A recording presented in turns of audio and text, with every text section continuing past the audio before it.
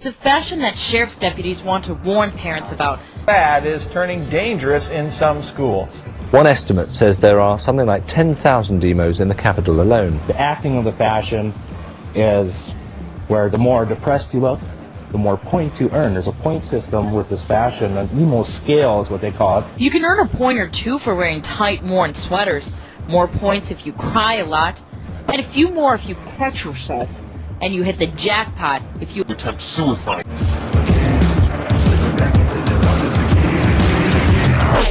Hello there, fellow emos, and welcome to my first proper YouTube video.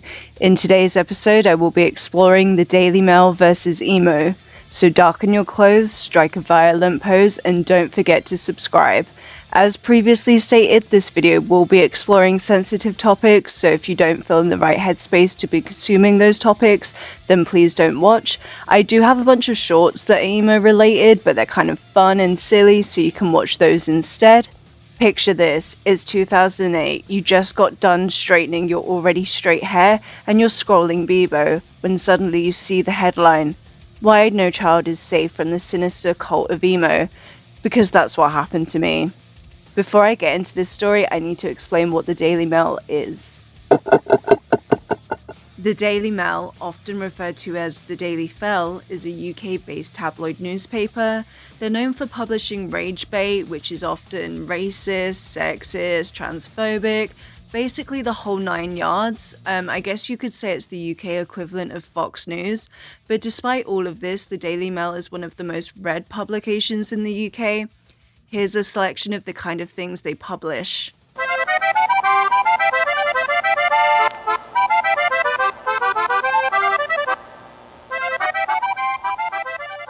In 2008, they published a story with the headline, "Why No Child is Safe from the Sinister Cult of Emo." Yes, really. The article reads, Hannah was a happy 13-year-old until she became an emo, part of a sinister teenage craze that romanticizes death. 3 months later, she unalived herself. Here, her devastated mother tells other parents, no child is safe. Whilst it is horrific that Hannah passed, this article is sensationalized rubbish, which is reminiscent of the satanic panic that happened in the 80s and 90s. The journalist shows no regard to who Hannah was or what she was going through. There is no sincere advice on how other parents can support their children who might be experiencing something similar. Instead, this article simply exploits devastated parents who are looking for answers in their darkest hour. The article reads, in the unending bleakness of the weeks that have followed, the couple have fought to make sense of what happened. Why on earth did their daughter, a popular, intelligent, and attractive girl, do such a thing? They could only find one clue. Hannah was what is known as an emo. Some describe it as a cult or sect.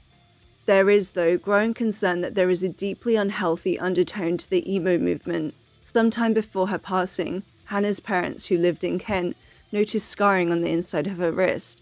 When they questioned her about it, honest and open as ever, she told them she had inflicted the wounds herself and that it was part of an emo initiation ceremony. Only after her death would they discover how she had secretly chatted online to emo followers all over the world, talking about death and the Black Parade, a place where emos believe they go after they die. The Black Parade is, of course, not emo heaven or hell, but a My Chemical Romance reference. Whilst the article admits that the Black Parade is a My Chemical Romance reference, and Welcome to the Black Parade reached number 1 in the UK singles chart, the Black Parade also reached number 2 in the UK albums chart. It does nothing further than that. There is no explanation of why or how emos believe it is the place we go when we die. There is no explanation into the lyrics. One Google search would have pulled up the song lyrics and revealed that it's a song that fills us emos with hope. It's our national anthem for a reason, after all. Son, when you grow up, would you be the savior of the broken, the beaten, and the damned? He said, will you defeat them, your demons? It's not a suicide song. Carry On always reminds me of the Keep Calm and Carry On posters that were produced by the UK government to motivate people during World War II. Article goes on to discuss another child whose mother thinks they're at risk due to them being a self-described emo. Her favourite t-shirt is patterned with skulls, and she spends hours in her room listening to music by My Chemical Romance. Their lyrics seem to be associated with depression and self-harm, and I feel shocked when I listen to them. Her mother says, "That's strike two for My Chemical Romance being name-dropped."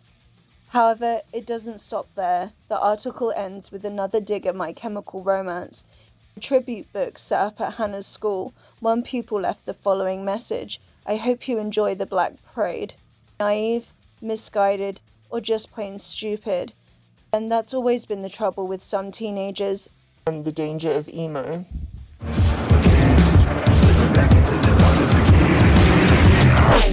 It's a fashion that has turned deadly. Emo, it started out as a type of music and has warped into a lifestyle. Black is the emo's distinctive trademark look. Following the Daily Mail article, other newspapers soon began publishing similar stories. The war on emo had officially begun, and My Chemical Romance was the main target. The Standard wrote, "The emo phenomenon began in the US in the 1980s. It's largely a teenage trend that is characterized by depression, Self-injury and suicide. One of the foremost of these Suicide cult bands is My Chemical Romance from New Jersey." The Times published, "Girl 13 hanged herself. after becoming obsessed with emo." The Telegraph ran with, "Popular schoolgirl dies in emo Suicide cult. A popular and fun-loving schoolgirl killed herself after becoming involved in a self-harming youth cult, which glamorizes death, an inquest has heard."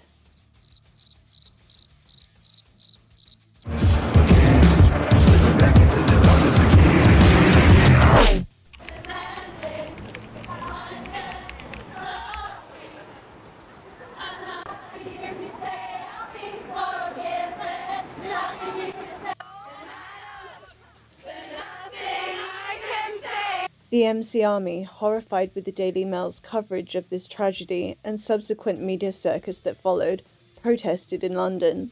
The BBC stated that around 200 fans showed up to protest the paper. The Daily Mail, awful as ever, issued this statement following the event. "The Daily Mail's coverage of the emo movement has been balanced, restrained, and above all in the public interest." They went on to add, "Since the protest was announced, a great deal of misinformation has appeared on the internet, much of which confuses what the Daily Mail has actually published with the comments of website readers and blogs over which we have no control and which have stirred up emotions." They ended the statement with, "We know it has been pointed out by others that all this provides wonderful publicity for Warner's and their impending release of My Chemical Romance's latest album." I could rant about their statement and about how the Daily Mail and its consequences has been a disaster for the British public, but instead I'll focus on how My Chemical Romance responded to all of this. In a blog post dated the 23rd of May 2008, which is prior to the protest, My Chemical Romance wrote the following: "A message from My Chemical Romance. We have recently learned of the suicide and tragic loss of Hannah Bond. We'd like to send our condolences to her family during this time of mourning. Our hearts and thoughts are with them. My Chemical Romance are and have always been vocally anti-violence and anti-suicide. As a band, we have always made it one of our missions through our actions to provide comfort, support, and solace to our fans. The message and theme of our album, The Black Parade, is hope and courage. Our lyrics are about finding the strength to keep living through pain and hard times.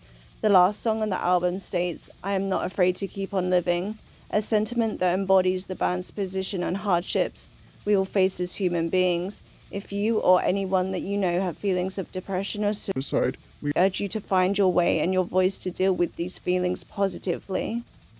They wrote an article calling people that listen to our music or fans of us a cult. They called us a fucking cult. Do you believe how fucking ignorant that is? And that nothing is worth hurting yourself over. Nothing is worth taking your life over. Do you understand? Fuck the Daily Mail. Fuck the Daily Mail. Fuck the Daily Mail. Fuck the Daily Mail. Fuck the Daily Mail. Fuck the Daily Mail. Fuck the Daily Mail. Fuck the Daily Mail. And that's where this situation ends. Not much happened after this. The whole thing just kind of faded. The Daily Mail never published any kind of apology. And in fact, years later, they're now writing positively about My Chemical Romance. Go figure. I just want to thank everyone for sitting through this. Like I said, it's my first YouTube video. I know the audio was a little rough. That's something that I do want to fix in the future. But if you have any feedback, that would be great. I think I did a pretty good job. I want to do other deep dives, not exclusively about My Chemical Romance, just anything within the alternative scene. So if you have any ideas, let me know. And thank you. And suicide, things of that nature. We've always told you that if things feel so desperate and you're so hurt, you're so depressed, you find some person that you trust to talk to. That's something we've always said. But what we're going to say to you today is if you find yourself depressed, hurt, like an outcast, like the only kind of place you could ever fit in is in a show like this, that's not the case. Because even though we're all outcasts in our own way, we all do belong in this world and we all fit in this world. Do you understand me? We all have something to say, but you never, ever say it with violence. Do you understand, Canada? Now, having said that, let's fucking party!